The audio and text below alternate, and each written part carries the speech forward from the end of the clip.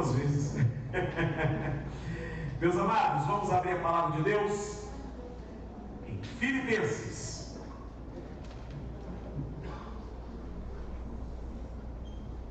A igreja está no silêncio.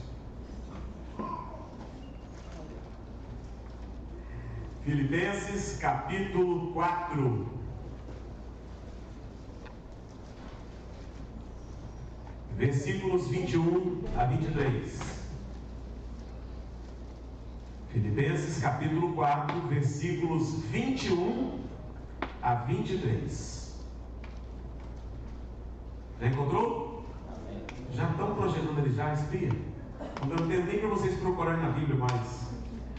Vamos ouvir a leitura que diz assim: saudai cada um dos santos em Cristo Jesus. Os irmãos que se acham comigo vos saúdam. Todos os santos vos saúdam, especialmente os da casa de César. A graça do Senhor Jesus Cristo seja com o vosso espírito. Meus amados, a palavra que nos chama a atenção no texto já é, por iniciativa, santos. Saudai cada um dos santos. Na teologia sistemática, a santificação ela pode ser definida de três modos, ou então em três classificações. A santificação posicional, que é um ato definitivo, quando ocorreu em nós a salvação e o Senhor então entrou em nossas vidas, transformando por completo o nosso caráter, a nossa vida, a nossa estrutura. E quando o Senhor então nos deu essa posição, Ele também entrou dessa forma em nossas vidas através da própria justificação, acrescentada ao ato total então da nossa salvação em Cristo. Essa é a posição onde o crente ele é aceito diante de Deus, onde Deus então nos toma e nos convence do pecado, da justiça, do juízo, e nos separa então das trevas, nos separa então deste mundo tenebroso, para sermos colocados então na posição de santos. Mas a palavra santo em si, ela já é por natureza um pouco maculada na nossa língua, porque nós entendemos como santo ou por santo aquele que foi beatificado, aquele que é o santo considerado puro, totalmente sem pecado, e aquele que por natureza realiza milagres, que pelo princípio bíblico não é assim que funciona. Então a primeira classificação na teologia é a santificação então colocada para nós, ou nos orientada por posicional. Somos colocados santos separados. A segunda classificação é a santificação progressiva, quando no dia a dia a nossa vida então vai na luta constante contra o pecado. Nós somos então chamados pelo Senhor para estarmos longe da situação de pecado ou de qualquer pecado que possa entristecer o coração de Deus e o Espírito Santo, onde nós vamos apagar o Espírito Santo ou então entristecê-lo. É lógico que vida sem pecado, longe do que desagrada a Deus, ela tem que ser para nós o alvo maior, por excelência, para não pecarmos contra Deus, a despeito de nós pecarmos constantemente. Mas louvado seja Deus, porque há perdão, a ação então do Espírito Santo de Deus em nossas vidas, nos convencendo e nos mostrando então a necessidade de nós estarmos fugindo dia a dia dos pecados que nos assediam. É diferente do primeiro? Sim, porque no primeiro, Deus então nos libertou do poder do pecado original que nos condenava, que nos levava para o inferno. E dali então Deus nos tirou, Deus nos arrancou exatamente daquela condição de vazios, de longe, de distantes então de Deus, de separados de Deus, e nos colocou na posição de santos, separados então do mundo. Na santificação progressiva, não. Esta é a luta constante, diária da minha vida e da sua vida. É lógico que nesse ponto aqui nós normalmente ficamos a nos perguntar qual é das duas que pode nos salvar. Santificação nenhuma te salva. Mas quando você olha pela posição, sim, aí o próprio Jesus, o próprio Senhor que foi à cruz e morreu por nós, aplicada a obra da salvação em nossos corações, nós somos assim então separados por Deus para podermos herdar a vida eterna em Cristo. E por fim, então, nós temos a terceira classificação do que é ser santo, ou da santificação, dentro da teologia sistemática, que é a santificação final. Aquela santificação que tanto eu quanto você não atingimos ainda, mas um dia atingiremos, porque o Senhor haverá de voltar em glória, e então nas alturas convocará a sua igreja, levará então cada um de nós que estivermos vivos para morar com Ele eternamente nos céus. E os mortos em Cristo ressuscitarão, e assim então receberão esta glorificação, a santificação final, onde nós estaremos então morando com o Senhor eternamente no reino dos céus, transformados e glorificados. Na pergunta 35 do breve catecismo de Westminster, padrão de fé da nossa Igreja Presbiteriana do Brasil, a pergunta o que é santificação é definida assim: santificação é a obra da livre graça de Deus, pela qual nós somos renovados em todo o nosso ser, segundo a imagem de Deus, e habilitados a morrer cada vez mais para o pecado e a viver para a retidão. Eu poderia e deveria e devo parar essa mensagem neste momento e perguntar a você: você é santo? Você se considera uma pessoa santa por posição? Se você tem convicção da sua vida eterna, então você é santificado posicionalmente. Mas eu tenho que fazer uma segunda pergunta. Pelo outro lado da progressiva, todos os dias você luta contra o pecado, tal como o autor de Hebreus, no capítulo 12, ele nos convida a lutar a ponto de derramarmos sangue, e assim então vencermos o pecado todos os dias, olhando para ele, olhando para a cruz, olhando para o sangue que foi derramado na cruz do Calvário, e sabendo que nós podemos vencer todos os pecados todos os dias, porque Deus assim nos dá esta condição. E entra a terceira pergunta: está preparado para a volta de Jesus? Se ele voltar agora, tocar a trombeta, você experimentará a santificação final? Você vai morar com Ele eternamente no reino dos céus? Meus amados, neste texto aqui o apóstolo Paulo acrescenta um pós-escrito à sua carta. Ele o direciona, esse pós-escrito, aos santos de Roma, e em particular os escravos da casa de Nero. Pela manhã nós falamos de que nesta noite nós iremos meditar sobre o tema santos em lugares estranhos. Santos em lugares estranhos. E é óbvio que neste texto aqui, a palavra de Paulo é endereçada aos santos que se acham exatamente lá na casa onde Nero reinava, onde Nero era o imperador. A própria saudação aqui de Paulo é enviada aos santos de Filipos, e na verdade você e eu temos que perguntar quem eram esses santos romanos. Eles eram cristãos crentes, discípulos de Cristo. Todo verdadeiro crente, como nós já falamos anteriormente na introdução, é um santo, ele é separado. Não há como nós não nos classificarmos assim. E o verso 21, ele nos informa que o santo é alguém que está em Cristo Jesus. Está aí bem claro e bem definido para nós. Paulo, ele dirigiu várias de suas cartas aos santos em vários momentos, na hora então de escrever as igrejas. Em Roma, por exemplo, Romanos 1:7. Em Éfeso, Efésios 1:1, em Filipos, Filipenses 1, versículo 1, e esses santos eram os filhos de Deus, João capítulo 1, versículo 12, que nasceram então da água e do Espírito Santo, João 3:5, e foram redimidos pelo precioso sangue de Cristo Jesus, 1 Pedro 1, 18 e 19. Eu quero chamar a sua atenção para a parte do texto que diz: todos os santos vos saúdam, especialmente os da casa de César. Quão impressionante é essa afirmação aqui no texto. Em diversas escrituras nós lemos sobre santos em lugares aparentemente aos nossos olhos errados, como Como pode ter um santo na casa de César?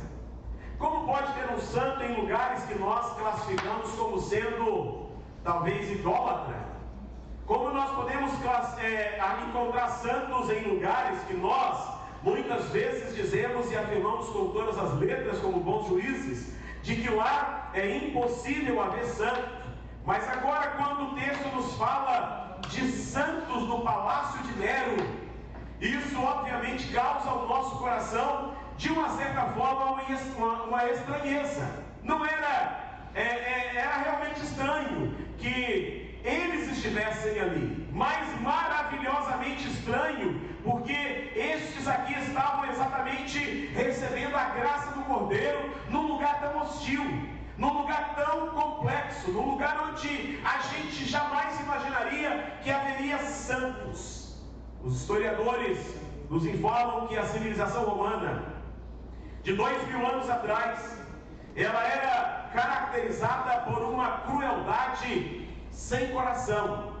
O nível de crueldade era algo indiscutível, indescritível. O coração daqueles que faziam parte do próprio sistema romano era algo muito cruel. Roma era uma verdadeira fossa de iniquidade. Roma era um lugar conhecido, especialmente há 2000 anos atrás, como sendo um local terrivelmente de iniquidade. O horror e a degradação que abundaram realmente foram igualados e provavelmente nunca ultrapassados na história da humanidade. E aí, quando você olha para a figura do imperador, você consegue entender por que Roma era de fato um local tão complexo, um lugar onde as pessoas de fato que tomassem qualquer atitude contrária, elas seriam hostilizadas. Nero, esse imperador, ele era um ladrão em massa, um assassino, ele era um matricida, ele era um mentiroso, ele era um covarde, ele era um bêbado, ele era um glutão, ele era incestuoso e tão depravado que até os pagãos da sua época falavam dele como uma mistura de sangue e lama. Como uma mistura de sangue e lama. Ele usurpou um trono, ele envenenou a sua herdeira legítima, com cuja irmã se casou, apenas para quebrar o coração dela com a brutalidade. E então ordenou também o seu assassinato. Ele assassinou a sua própria mãe e chutou até a morte a sua segunda esposa. Ele ordenou a morte do brilhante filósofo que havia se esforçado em vão para guiar o coração do próprio Nero, a fim de achar então um lugar de equilíbrio, retirando a rebeldia do seu coração. Isto, como se não bastasse, ele o mata. Ele reduziu sua capital em cinzas e torturou também centenas de cristãos até a morte em martírio. E antes de completar 30 anos, esse horrível monstro de corrupção, ele estava totalmente manchado com todos os crimes possíveis de crueldade e de degradação. É este o contexto. E você olha então para este contexto e vê Paulo então dizendo: saudai, saudai todos os santos, especialmente os da casa de César. Que atmosfera, que espaço cruel para alguém ser santo, que lugar horrível para alguém então se apresentar e de fato se identificar como alguém que conheceu o Evangelho e foi transformado pela graça do Senhor. Estes santos são as saudações de Paulo quando ele envia esse pós-escrito então aos filipenses. Eram escravos, eram escravos deste Nero. O que lição nós podemos aprender, irmãos, desses versículos que nós lemos? Primeiro, Deus pode fazer santos dos locais mais improváveis. Repito, Deus pode fazer santos dos locais mais improváveis. Será que a gente poderia olhar para esse local e pensar em nossos corações de que daquele local poderiam surgir então pessoas de fato denominadas por Paulo como santas.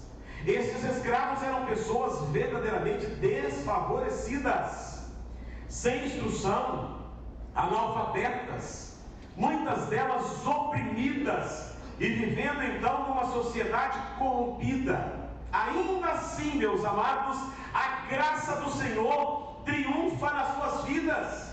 A graça do Senhor atinge seus corações. Eles foram transformados de pecadores em santos, e como homem nos túmulos, lá em Marcos capítulo 5, versos 1 a 20, pessoas são transformadas todos os dias. Deus tem feito uma obra especial e algo tremendo então na vida de pessoas que nós consideramos improvável que isso possa acontecer. E assim também como inúmeros outros abandonados que foram salvos pelo poder de Deus. Sim, Deus, Ele pode consertar vidas infrutíferas, vidas destruídas, vidas que estão presas nas suas angústias, nas suas amarras, nos seus traumas e vivendo longe então do próprio princípio de Deus. Deus tem prazer em pegar os fracos, os desprezados, os escravos no estado pagão e constituí-los como seus filhos. E é aqui que Deus entra com a ação tremenda de trabalhar a minha vida e a sua vida, porque não existe nada impossível para Deus. Nos lugares mais improváveis que nós possamos olhar, Deus está atuando neste momento. As pessoas que nós menos achamos que pode ser digno da salvação, em lugares tremendamente opressos, Deus está trabalhando com cura, com santificação, com salvação nessas vidas. E graças a Deus que o Evangelho pode salvar o pior das pessoas, ou o pior dos piores das pessoas. Como alguém disse, desde a sarjeta até o fim, Deus trabalha no coração. Deus pode transformar a sua vida nessa noite. Você que está aqui nessa noite com traumas, com dificuldades, com problemas, o improvável para Deus? Não, para Deus tudo é provável, para Deus tudo é possível. E lá em Hebreus 7,25 nos é orientado, por isso também pode salvar totalmente os que por ele se chegam a Deus, vivendo sempre para interceder por eles. Deus tem suas testemunhas em todo lugar, até na casa de Léa, até neste lugar improvável. Hoje Deus tem seus Josés, seus Neemias, seus Daniéis, enfim, Deus está trabalhando hoje na vida de muitas pessoas. Que privilégio é ser sua testemunha. Qual é a segunda lição que nós aprendemos aqui no texto? É que ser santo é testemunhar do Senhor em qualquer lugar. Na primeira condição, o improvável pode acontecer em qualquer lugar, porque Deus tira a pessoa das trevas, a transporta para o seu reino maravilhoso, de amor, de salvação, de graça, de misericórdia, o transforma e dá a ele então essa posição de santo. Mas agora, na busca dessa santificação, tanto eu quanto você somos orientados a testemunhar do Senhor em qualquer lugar. Em qualquer lugar. Não importa se você está aqui em Vila Velha, se você está na sua casa depois, fora daqui, se você sai em viagem para uma outra cidade, ou para um outro estado, ou para um outro país, não importa, ali você é testemunha do Senhor.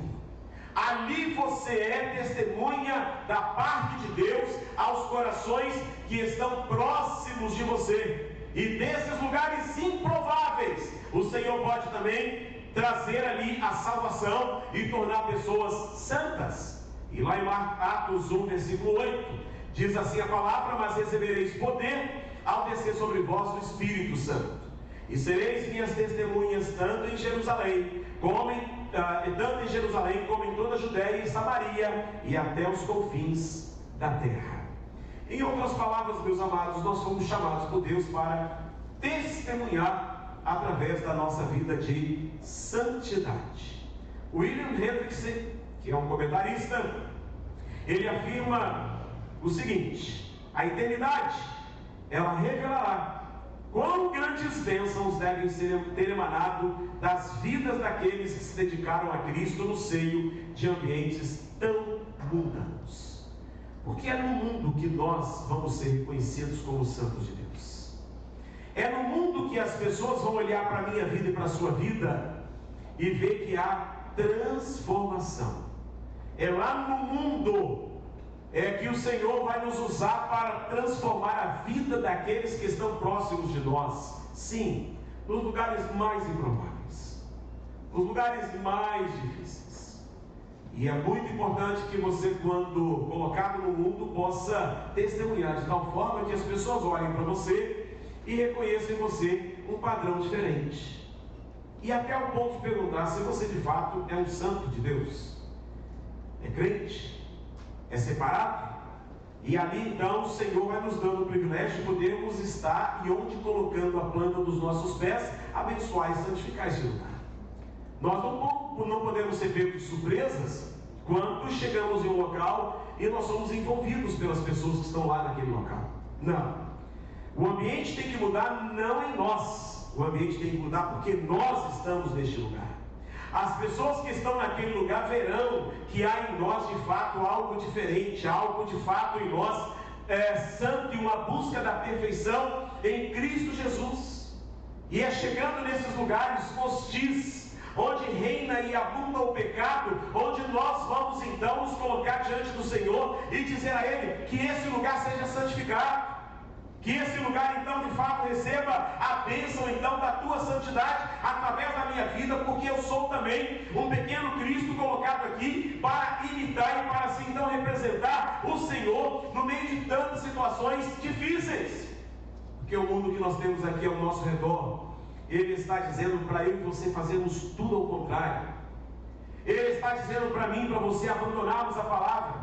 Ele está dizendo para mim e para você de que é possível nós andarmos dentro de uma igreja, como membros de uma igreja que na verdade não te salva, nem também te santifica, mas te ajuda na santificação. Só isso é possível, e as demais coisas então você pode fazê-lo. Não! Meus amados, fomos chamados por Deus para sermos colocados então no local onde ali algumas mercadorias que ele não deveria vender, ele não deveria vender.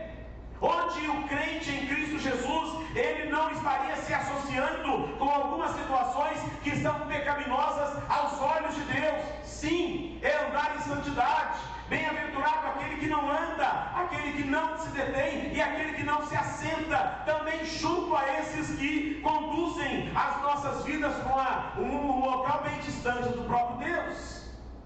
A minha fala é diferente, meus pensamentos são diferentes. As piadas que são contadas são diferentes.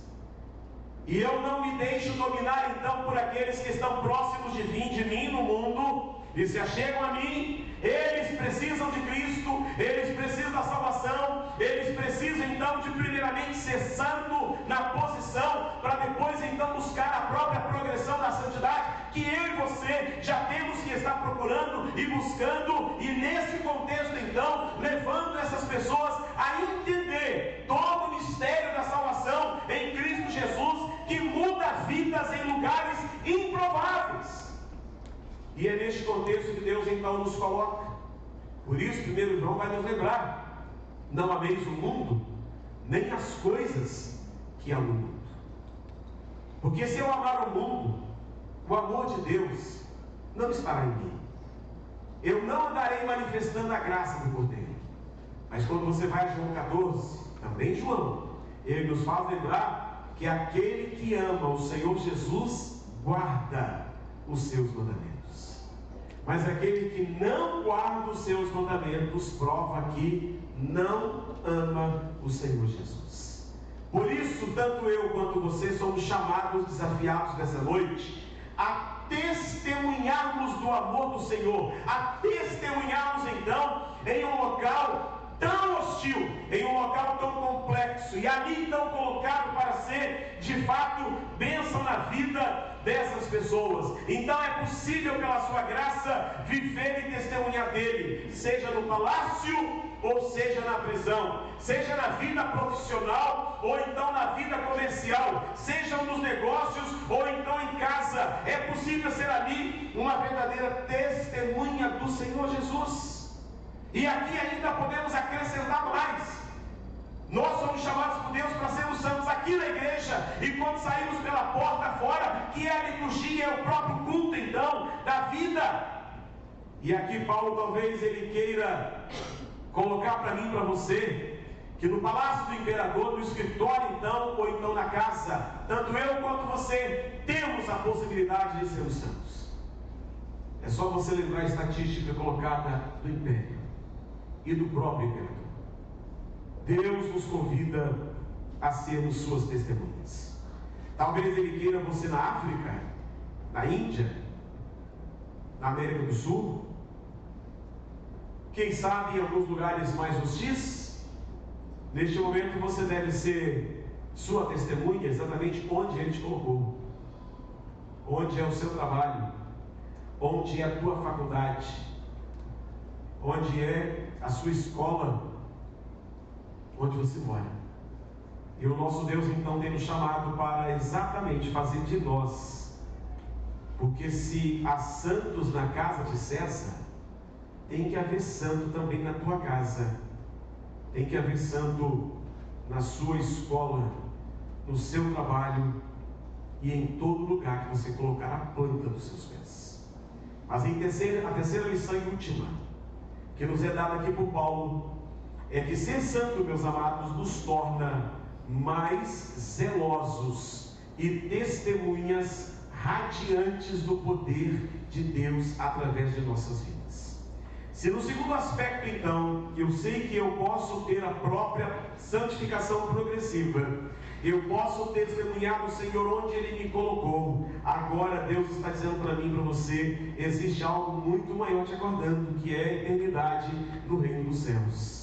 Mas ao mesmo tempo, meus queridos, você olha para o seu lado esquerdo, direito, para frente, para trás, está andando no trânsito, está lá bem trabalhando no seu trabalho, no seu serviço, e você vai observar que o autor de Hebreus, no capítulo 12, ele nos faz ver que há uma grande nuvem de testemunha nos rodeando, e eles estão olhando para nós, elas estão nos observando. Paulo diz que dos santos em Roma, eles foram especialmente aqueles que pertencem à casa de César. Eu não sei se você observou, mas a salvação dele é para todos os santos, mas o verso 22 ele é enfático, especialmente os da casa de César. Quando você vê que esses que estão a serviço do imperador em Roma ou em Éfeso, seja lá o local que eles estivessem, e que através do testemunho de Paulo, então, eles teriam agora experimentado algo nas suas vidas, que tanto eu quanto você, na segunda lição, temos que fazê-lo. Porque Paulo, ele prega aqui em meio às cadeias. A carta da alegria é uma carta que é revelada num contexto muito hostil também. A carta ela é escrita no local onde a alegria é improvável. Preso, cadeia, mas é ali que ele tem que ser testemunha, e é ali que ele tem que ser zeloso. É ali que Paulo então começa exatamente trabalhando de forma que as pessoas que agora se rendem e estão servindo a César, eles foram alvos da graça do testemunho de Paulo quanto preso, e que não parou de pregar, e que ao contrário disso, meus queridos, ele continua pregando aos pobres escravos, independentemente de classe social. Não é rico, não é pobre, não todos precisam do evangelho. E ali então Paulo, ele gera um sentimento mais profundo no seu coração, e que vai então levá-los a Cristo. E agora ele saúda especialmente a esses que estão então na casa de César, de tal forma que o texto então vai nos mostrar que esta gratidão, ou então essa maneira de saudar de uma forma especial, é porque no coração desses homens, quem sabe para a maioria deles era improvável receber uma palavra de salvação em Cristo, mas no entanto eles foram alvos da graça do Cordeiro. Agora o coração deles estava mais ainda satisfeitos, mais zelosos eles eram ainda com gratidão em seus corações pela própria separação, pela salvação em Cristo Jesus. Eram homens indignos, homens que não se achavam nada, homens que viviam o seu próprio complexo de inferioridade e quem sabe o seu sentimento de inferioridade colocado no nível abaixo de zero. Não prestavam para nada a não ser para serem escravos, e a graça de Deus alcança seus corações. Agora, tanto eu quanto vocês somos chamados pelo Senhor para entender que nós já fomos salvos da graça de Deus. Esses homens aqui foram transformados, suas emoções foram transformadas, seus traumas foram alvos da graça do Cordeiro, e agora eles externam alegria, gratidão, eles externam satisfação. Meus amados, quantos de nós não temos negligenciado isso?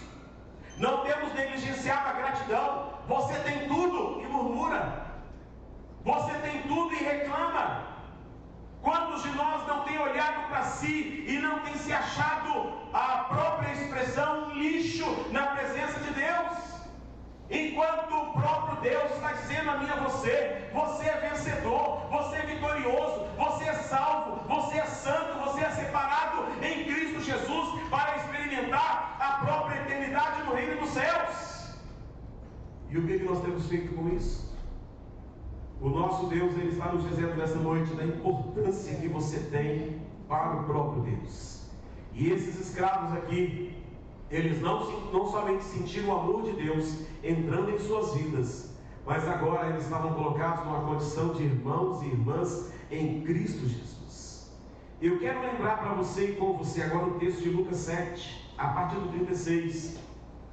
A palavra de Deus diz assim, que convidou um dos fariseus para que fosse jantar com ele.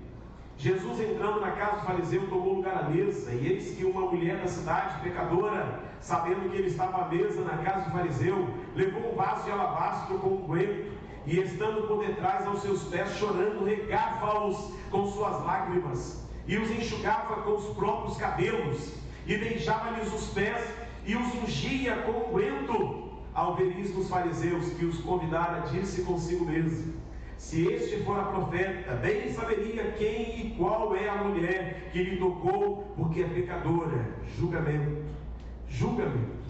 Dirigiu-se Jesus ao fariseu e lhe disse: Simão, uma coisa tenho a dizer-te. Ele respondeu: dize-a, mestre. Certo credor tinha 2 devedores.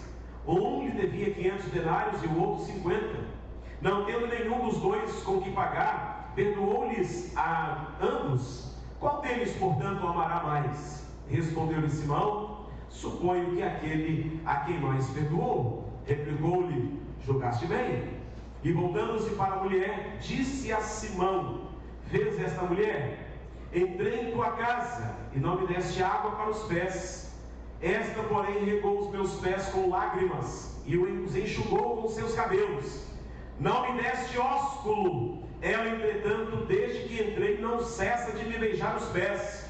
Não me ungiste a cabeça com óleo, mas esta com bálsamo ungiu os meus pés. Por isso digo: perdoados lhe são os seus muitos pecados, porque ela muito amou. Mas aquele a quem pouco se perdoa, pouco se ama. Então disse a mulher: perdoados são os teus pecados. Os que estavam com ele à mesa começaram a dizer entre si: quem é este que até perdoa pecados? Mas Jesus disse à mulher: a tua fé te salvou, vai-te em paz.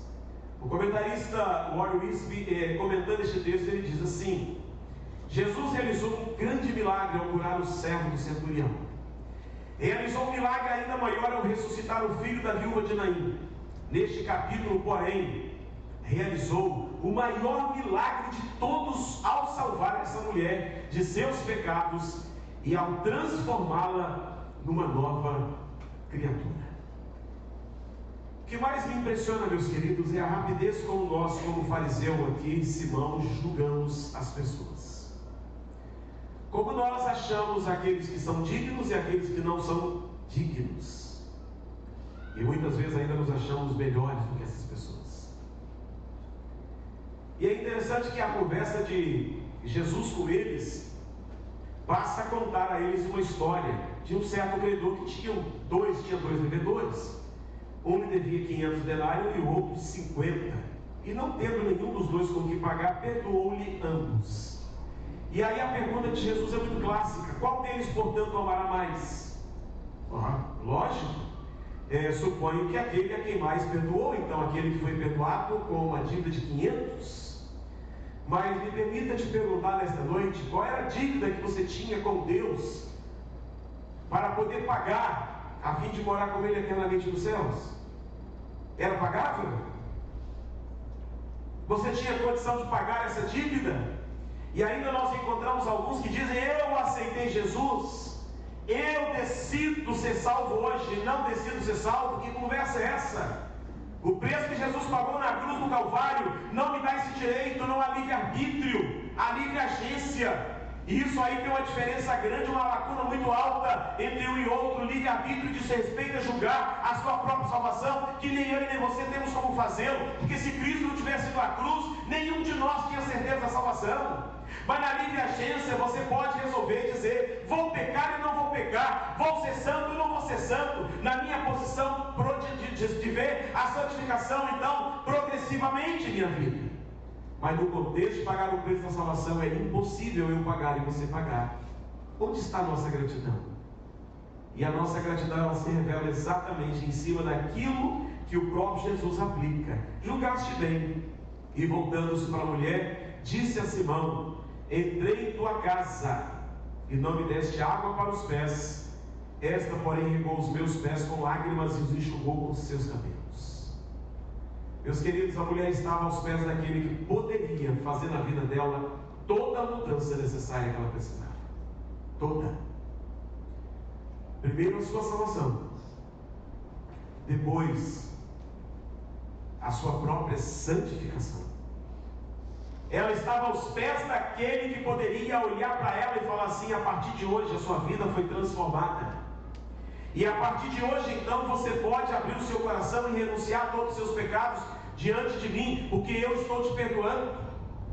Eu vou te dar o privilégio, então, da certeza da salvação, de ser separado, porque de um local improvável como este, uma mulher pecadora, uma mulher indigna, porque todo mundo ao olhar para ela julgar-fará também, sem qualquer condição de receber a salvação.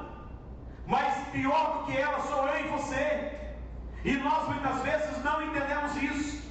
Não existe pecados maiores ou menores, mas na condição de condenados todos nós estávamos. E no entanto, alguns de nós aqui receberam pela graça do Senhor a salvação em Cristo. E aqui o próprio Senhor vai nos dizer então que esta mulher, ela de fato trabalhou aqui aos meus pés, lavando com as lágrimas, enxugando com os seus cabelos, lavando os seus pés então, e enxugando com os seus cabelos. E no entanto, meus queridos, ele vai completar dizendo: mulher, perdoados são os teus pecados.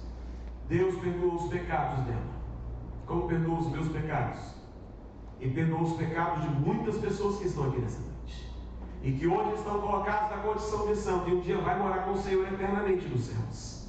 É graça, e é gratidão que tem que estar em nossos corações, todos os dias reconhecendo essa gratidão.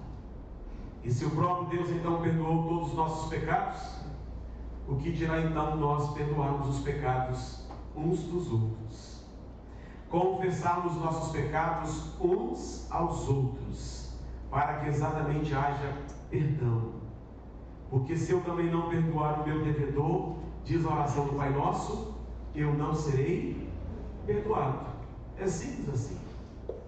E há muitas pessoas que no seu contexto de vida não estão andando em santidade. Há muitas pessoas que no seu contexto de vida estão odiando outras pessoas. Estão com raiva no seu coração para com outras pessoas. Não perdoaram ainda falhas que outros cometeram contra a sua própria vida. E eu até poderia usar uma expressão que um dia Lenin usou aqui: é burro. Porque se não perdoar os pecados, eu também não teria os meus pecados perdoados. Então também, se eu não libero perdão, os meus pecados não são perdoados. E é uma questão de santidade. É uma questão então do Senhor me separar e me dizer assim: olha, eu perdoei os seus pecados, assim como Ele fez com essa mulher pecadora que estava ali aos seus pés. O Senhor está dizendo a mim e a você nessa noite: olha, eu perdoei todos os seus pecados, para que você pudesse então ter no seu coração também um sentimento claro de santificação, a ponto então de poder liberar perdão, de tratar a santidade na sua vida, de cuidar então da sua vida, da sua família, da sua casa, da sua igreja, onde você frequenta, com o mínimo então de santidade. Quer ter os seus pecados perdoados? Perdoe. Talvez o seu problema seja familiar, talvez o seu problema seja lá no seu trabalho, talvez o seu problema seja até dentro da própria igreja. Mas se você não perdoar, seus pecados também não serão perdoados. E é preciso olhar, irmãos, para esse grande milagre que Deus continua fazendo na vida de muitas pessoas. Jesus ofereceu a essa mulher a salvação mediante a fé e concede a ela a sua paz. Ela entrou naquela casa prisioneira dos seus pecados, e ela saiu daquela casa livre. Ela entrou condenada pelos homens, mas ela saiu daquela casa perdoada por aquele que pode perdoar os pecados, que é Jesus. Ela entrou naquele local, naquela casa cheia de culpa, e saiu justificada pelo Filho de Deus, que a justificou, a santificou, a perdoou. Perdoados estão os seus pecados. Ela é salva da prisão, da culpa do seu passado pecaminoso. Seu passado foi apagado, seu presente foi transformado, e o seu futuro será glorioso, porque já está garantido que Jesus foi à cruz e morreu em favor da vida dela também.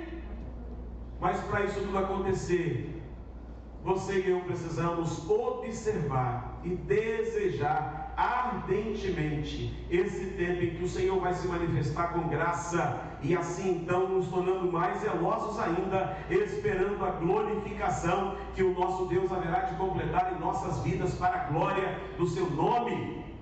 É o Deus Todo-Poderoso que está então em nossos corações, trabalhando ativamente. Agora observe especialmente os versos 44 e 47. Aliás, em particular, observe o versículo 47. Quando consideramos tudo que o Senhor fez por nós, e é para nós, nós não deveríamos estar cheios de um profundo amor por Ele, com mais gratidão e andando mais em santidade de vida? É por isso que Paulo olha para esses santos aqui na casa de Nero e fala especialmente os santos da casa de Nero. Porque no lugar mais improvável, a graça alcança seus corações. No lugar mais difícil, mais desprezível, a graça entrou, mudou o rumo da história da vida desses escravos, desses servos. Hernandes Dias Lopes, comentando também, ele diz assim, que Deus abre as portas, mas nós devemos entrar por elas. Deus aponta o caminho, mas nós devemos seguir por ele. Deus põe diante de nós oportunidades, mas nós devemos aproveitá-las. Está tudo diante de você. Como é a tua postura, como é a tua posição diante de Deus, é a maneira como você vai se classificar nesta noite. E eu quero concluir essa mensagem lembrando para você que Paulo transformou a prisão no seu campo missionário, e os frutos apareceram mesmo entre algemas. E este fato que nos ensina que não é o lugar que faz a pessoa, mas é a pessoa que faz o lugar. Onde eu estou, certamente tem que ser santo esse lugar. Onde eu coloco a planta dos meus pés, se tiver demônio ali, ele tem que sair, em nome de Jesus. O local onde eu piso tem que ser santo, purificado, transformado. Esse texto vai nos ensinar de uma forma clara, irmãos, de que no reino de Deus não existe lata de lixo.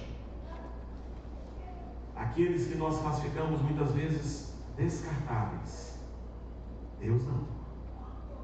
Deus olha para a minha vida e para a sua vida, tira do meu coração, do seu coração, toda preocupação, toda ansiedade, e Ele está dizendo para mim e para você: existe vida totalmente recuperável, porque eu sou o Deus Todo-Poderoso.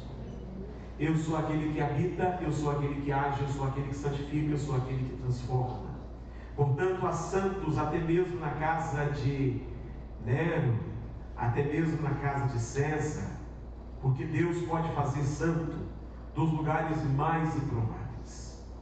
Esse era um lugar de traições, opressão e violência. Muitos poderiam pensar que o Evangelho jamais entraria nessa casa.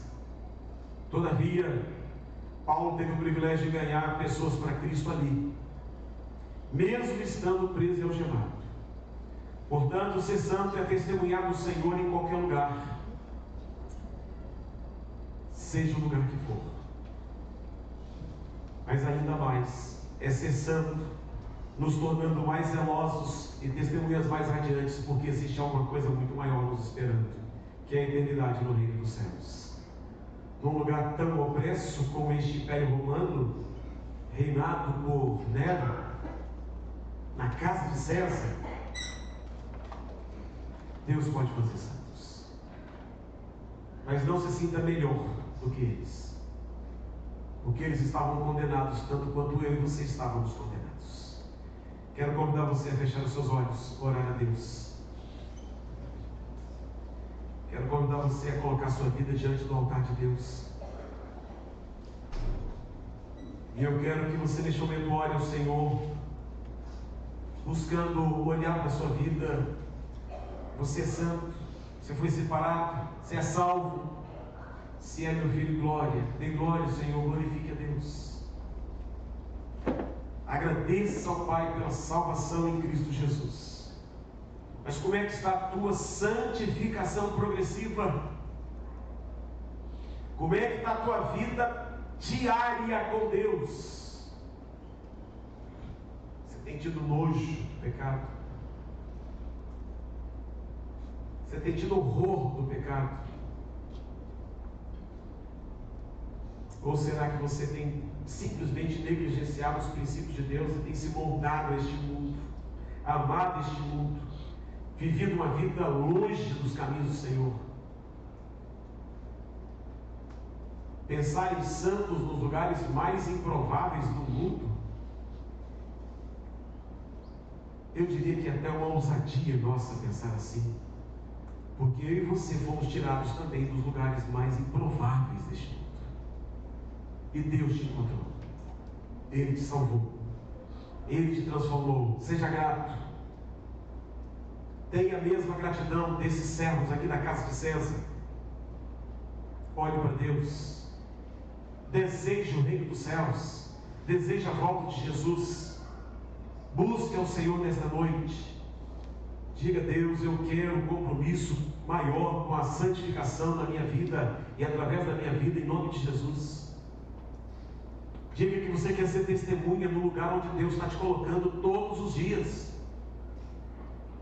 Agradeça a Deus porque Ele te salvou, agradeça a Deus porque Ele transformou sua vida, agradeça a Deus porque a vitória de Deus na sua vida. E você não pode, não deve, nem jamais deveria estar se sentindo a pior pessoa deste mundo, menosprezada, com sentimentos de inferioridade, mas deveria estar colocando o seu coração na presença do Deus Todo-Poderoso e dizendo: obrigado, Deus, pela minha salvação, e obrigado porque o Senhor cuida de mim, obrigado pela tua cura em minha vida. Converse com Deus. Quero convidar o Ministério de Louvor para estarmos cantando. Acho que foi o segundo ou terceiro cântico que nós cantamos. A Ele a glória, a Ele a glória. E enquanto nós cantamos esse cântico, eu quero desafiar você e convidar você a apresentar sua vida diante de Deus. É um assunto particular entre você e Deus. Quem sabe você está precisando de cura nesta noite, para ter uma vida de santidade, para testemunhar mais do Senhor. Quem sabe nessa noite você está precisando de salvação em Cristo.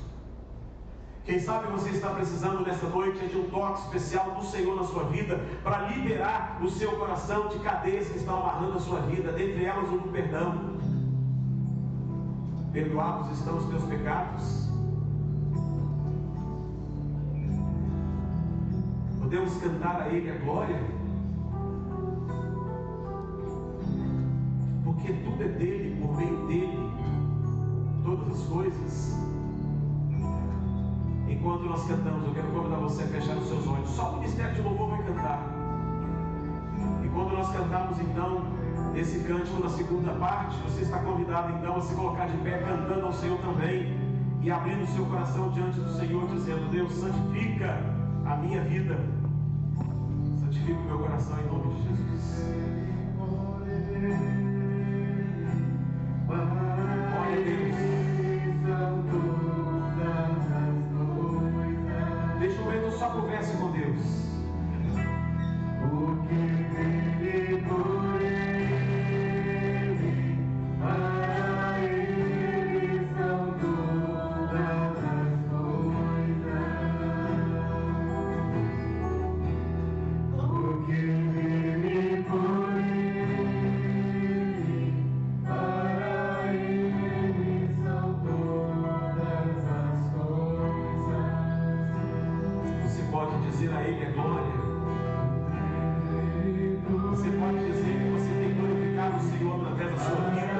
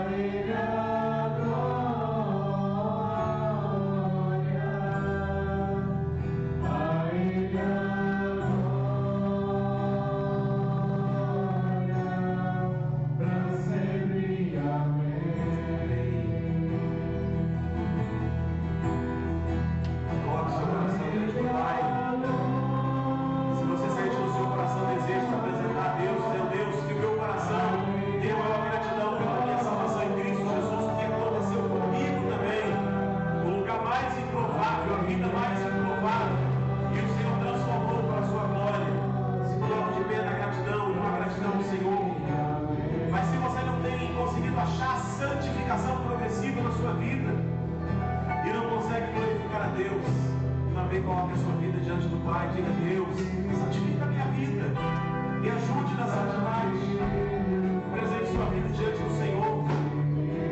Meu amado, você também que nesta noite não tem conseguido lograr êxito na sua vida, na santificação progressiva, vencendo alguns pecados, apresente seu coração diante do Pai, diga: Deus, com misericórdia, me ensine a vencer esse pecado em nome de Jesus. Renuncie este pecado na tua presença em nome de Jesus. Abra seu coração diante do Pai. Conheça Deus. Conheça o Deus que santifica a sua vida. Conheça o Deus que transforma a sua vida. Conheça o Deus que quer dar a você o privilégio de poder santificar a sua vida de uma forma final na glorificação. Glorifique a Deus agora com esse cântico. Diga a Ele a glória. Diga a Ele a glória.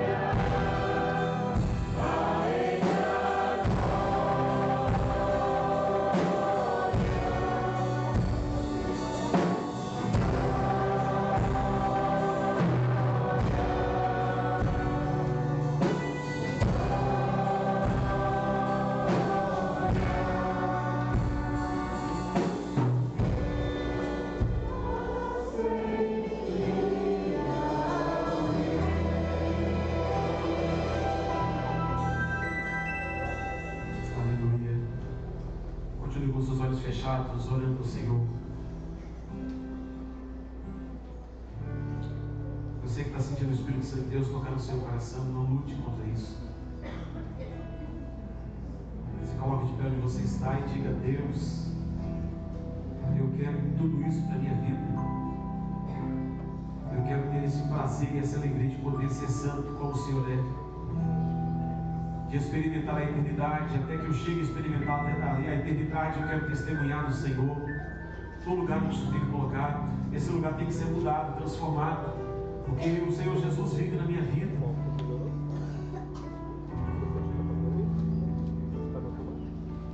Meu amado, você que tem tido dificuldade de vencer alguns pecados, apresente-o agora diante de Deus.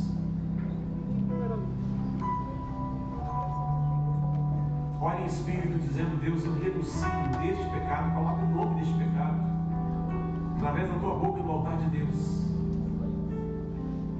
E diga também, além de renunciar, Deus, eu resisto, eu rejeito este pecado em nome de Jesus. Se no seu coração tem havido falta de perdão, clame a Deus por um milagre na sua vida, neste momento, em nome de Jesus. Diga a Deus: obrigado porque o Senhor um dia perdoou todos os meus pecados. Obrigado porque houve salvação na minha vida. Eu fui separado pelo Senhor, eu fui salvo pelo Senhor. E Deus, eu quero que os meus pecados sejam perdoados. Por isso eu estou te pedindo perdão também, pedindo ao Senhor, me ensine a perdoar, em nome de Jesus.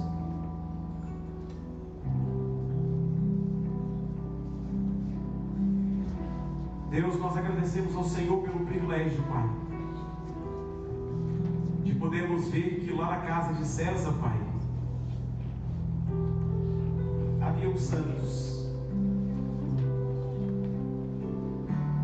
Eu não sei, Pai, de onde nós tiramos em nosso coração, mas o Senhor sabe que é da nossa pequenez de achar que naquele local improvável haveriam santos. O Senhor também nos tirou de lugares improváveis. Muitos que estão aqui nessa noite, Pai querido, nem teriam chance de poder receber a salvação em Cristo Jesus, se não fosse a tua graça. Na verdade, não são nem muitos, somos todos nós. Mas obrigado porque o teu perdão alcançou o nosso coração, e obrigado porque a salvação em Cristo transformou a nossa vida. Obrigado que o teu Espírito Santo nos convenceu do pecado, da justiça e do juízo. E obrigado, Deus, porque o Senhor nos trouxe esta salvação, esta convicção da eternidade. E ao nos separar, Deus também nos convocou para que pudéssemos andar em santidade de vida, testemunhando do Senhor onde o Senhor tem nos colocado. Por isso, Pai querido, nós clamamos ao Senhor mais uma vez, Pai, a começar a minha vida, santifica cada um de nós na tua santa presença, para que nós possamos santificar os lugares por onde nós temos passado. Como sacrifício, Pai amado, no altar do Senhor, nos colocamos na tua presença e estamos clamando, Pai, ajuda-nos, Deus querido, a ter mais responsabilidade com a tua palavra, zelo ao Senhor, zelo àquilo que o Senhor tem colocado em nossos corações, que é a vida eterna em Cristo Jesus. Pai, que o lugar onde nós colocarmos a planta dos nossos pés seja transformado para a tua honra e para a tua glória. Toda iniquidade saia em nome de Jesus. Todo espírito demoníaco seja repreendido em nome de Jesus. E através de nossas vidas, Pai, todos os lugares por onde nós temos passado, seja, Pai, o trabalho, seja a nossa casa, seja a rua, seja a nossa vizinhança, seja a nossa escola, a faculdade, por onde, Pai, nós estivermos andando, Pai querido, em nome de Jesus, que haja santidade em nós, exalando de tal forma que haja, Pai, manifestação clara da tua palavra, da tua graça, atingindo corações e vidas, Pai, sendo transformadas para a tua honra e para a tua glória. Por compaixão, Pai querido, santifica a nossa vida. E por compaixão também, Pai amado, eleva-nos até aquele dia em que nós estaremos recebendo das tuas mãos a vida eterna no reino dos céus. E ali teremos, Pai, o privilégio da santificação completa, final, a glorificação, a transformação, corpos gloriosos, e estaremos morando contigo eternamente no reino dos céus. Louvado seja o teu santo nome. É a nossa oração com gratidão, em nome de Jesus. Amém. A Ele a glória. A Ele a glória.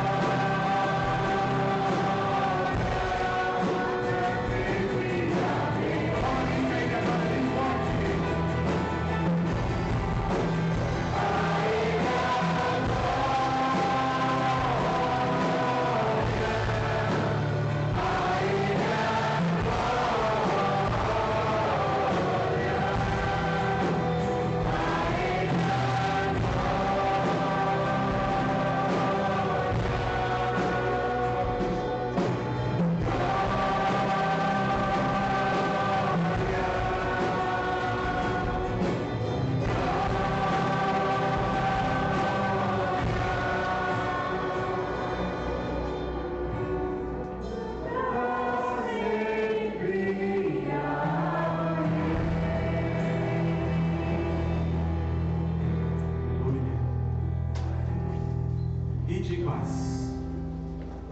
Como profeta e como sacerdote colocado aqui nesta noite sobre a sua vida, sobre a sua casa, a sua família, eu quero abençoar a sua família, a sua casa com a semana de vitórias para a honra, glória e louvor do nome do nosso Deus. Ao receber essas vitórias, que você se volte para Deus em gratidão. Mas se porventura enfrentares algum deserto, alguma provação, que seja um degrau a mais a crescer na presença do Deus Todo-Poderoso. Ide em paz. Que o mesmo Deus da paz vos santifique em tudo, e o vosso espírito, alma e corpo sejam conservados íntegros e irrepreensíveis na vinda de nosso Senhor e Salvador Jesus Cristo. Este que vos fez assim é fiel e vos guardará até o fim, para a glória do seu santo nome. Que o Senhor te abençoe e te guarde, e que Ele faça resplandecer o seu rosto sobre vós e te dê a paz pelos séculos dos séculos. Amém. Amém.